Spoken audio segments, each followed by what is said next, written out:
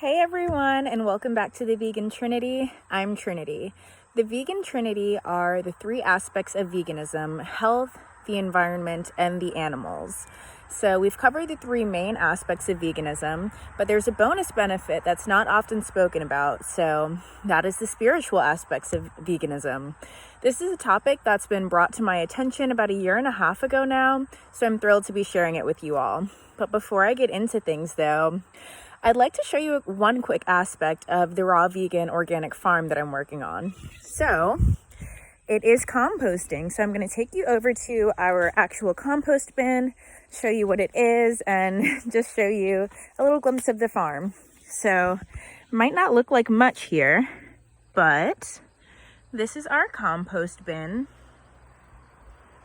That's what it looks like before it all is completely mulched up.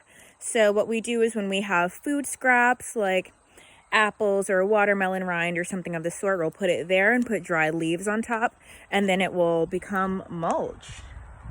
So it'll become fertile soil that we are able to use, and we use it for all things around the farm. And yeah, it's really awesome being able to be a very low waste farm and not have to contribute to the enormous waste that our food system creates. So that was just something that I wanted to show you quickly before I get into the video.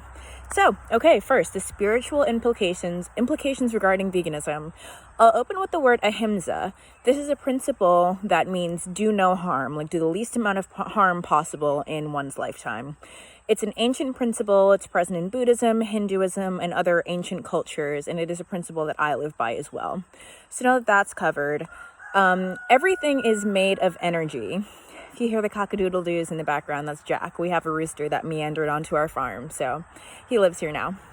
Okay, so everything is made of energy. We eat foods that vibrate at the same energy as us, and this is something that happens on a subconscious level. We don't, check our frequency and say, okay, I'll eat an apple, but, this is something that does, again, happen at a subconscious level.